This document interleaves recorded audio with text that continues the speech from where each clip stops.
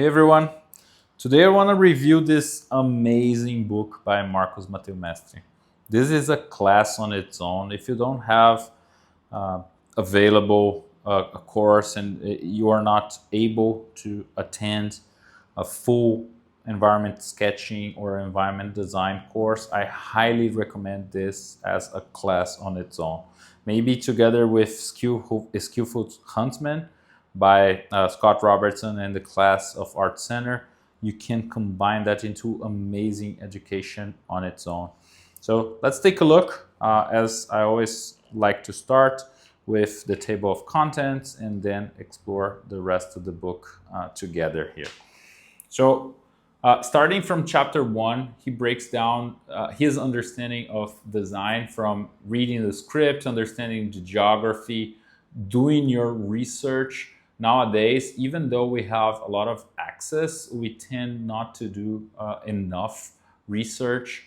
Then goes into more design language, so big versus small, the center of attention, how to break things and change and all that. Then he does an applied version of everything that he discussed with two scenes on different locations, but with a same theme. So it's an automotive shop in two different places: East Coast location and Mediterranean location. We'll get to that later.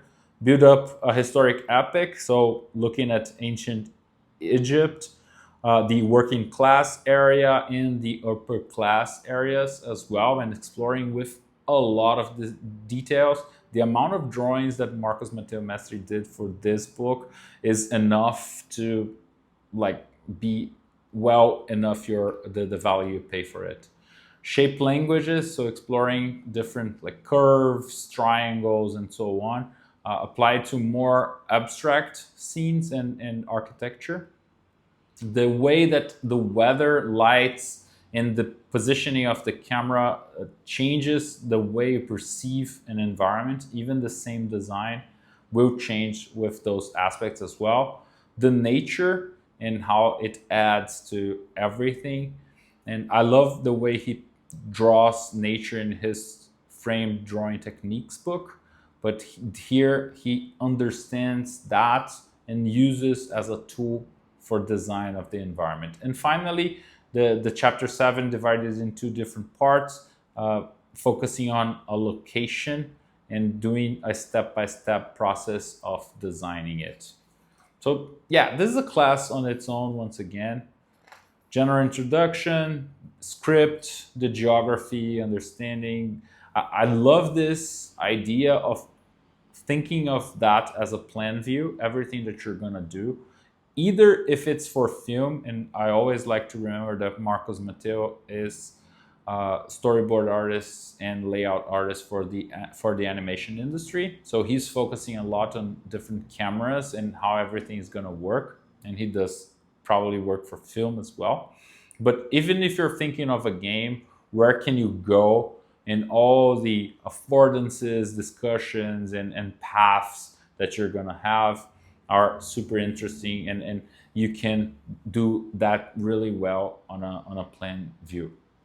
There's a channel here on YouTube by Steve Lee, and he has a great GDC talk. If you're into the games aspect, I'll add the link to the description as well. So a lot of visual research, really going deeper. Nowadays we have so much information, but we tend to go only to page 1 of every topic. So go deeper, learn more. You can really expand your visual library as well as your history library and so on to bring to what you're designing. And visiting actual locations, understanding like smells and how people move and explore the places that some of them might be used directly on something that you're designing. I'll do a review on the art book of the movie Mulan, and it has a lot of the travels. The other great resource are the books from Hans Bacher. I'll add links to all of them in the description as well, so you can check them out. Shape languages, the triangles, squares, and circles, and the impact that they have. Big versus small applied to the overall scene, but as well as to the architecture. And then different themes and styles and how they change the way you see, as well as the lighting and how that will change the mood, the overall mood. If you have read Framed Ink 1, definitely a lot of discussions on this and the focus of the scene once you change the lighting.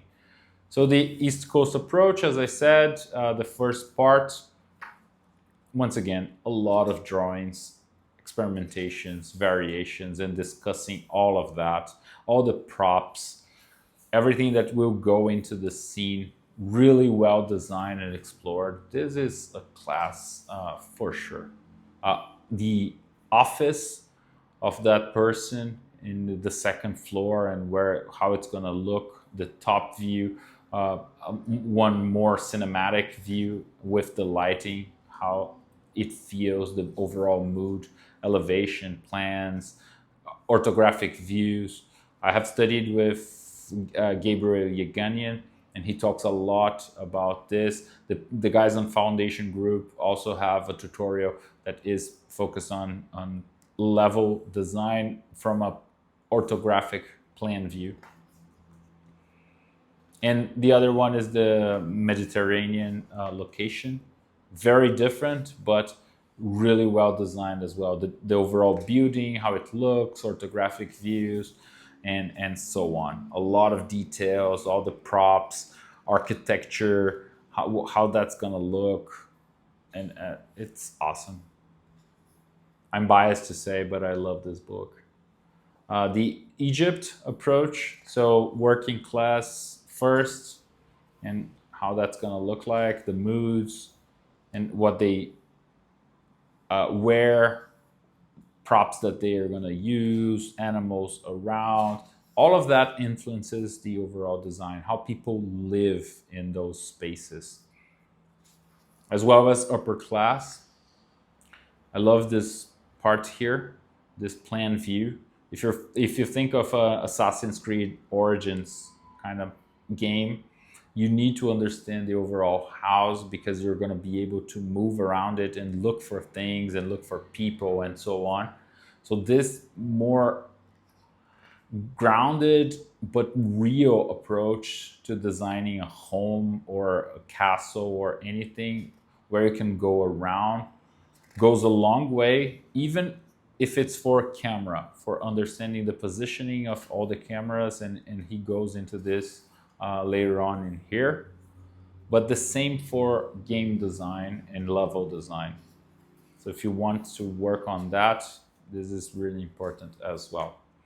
Pushing the shape language, so the checklist of everything that you can play with. And he goes into more architecture, more abstract architecture, modern architecture. I would highly recommend using a lot of the concepts here and then evolving into some other designers that are really good as well. This reminds me of a Blade Runner, so looking at Sid Mead, and even like Frank Lloyd Wright and other designers, architecture designers out there. You can use a lot of the examples and not stay so much on the abstract side, but something that is real world as well, to understand how things were built, how they function, and that will highly enhance your design as well. The weather and its impact, the lighting as well. So this is a great example. If you've seen his book Framed Ink, you see a lot of this, but changes all the story in a minute. And here, a design for one location and different weather conditions will change everything, how you perceive that and how you tell stories in that specific environment. A little more on composition as well, and shapes. So if you have seen Framed Ink 1 and Framed Ink 2, I love this drawing. This rain is so beautiful. The same for nature and using nature in your favor. So great approach to this. and triangles. He wanted to change the location for this journey where you start with the bottom heavy and then the top becomes heavy when you get to the rock formations. So it's more of a storytelling approach to that. And finally, the fantasy thing, he wants to inspire by this more simple materials for construction. So a lot of bamboo and how to fix ropes around it. Some of the ornament designs. There are great books on ornaments. I do have one that I'll add the link to the description, and I'll do a review here on the channel at some point. Going into the architecture, all the materials and patterns that you're going to start to see, and they are highly inspired by everything that is around the vegetation and the animals. This reminds me a little bit of Avatar and Dylan Cole's paintings from back in the day. If you're old as old as myself, you probably remember Dylan Cole's Gnomon DVDs that have a lot of these, and now he works on Avatar, or has worked on Avatar, which is no coincidence. The design of the place and how it works and how you move from one hut to the next. And I love this plan view once again, understanding how the movement is going to work. A lot of sketches and the design of the architecture and how it works, how things are put together. So he spent a lot of time thinking about this and putting a lot of effort in designing the ornaments once again, and how to distribute the ornaments in a way that is beautiful, combining the colors of the place, and that needs to be distributed all around, and even on the way they dress themselves, and all the costume design, all the weapon design, everything needs to have a direct relationship with how they live and how they designed the space that they are in. So yeah, that's pretty much it. Some shots that could be done inside this space as well. Really great. And yeah, this is a design course on itself. I highly recommend. Very thick book with hundreds and hundreds of drawings and examples. You will definitely love this. I hope this got you inspired to get this book and get drawing. Have a great day. Take care. And I'll see you on other video. Bye.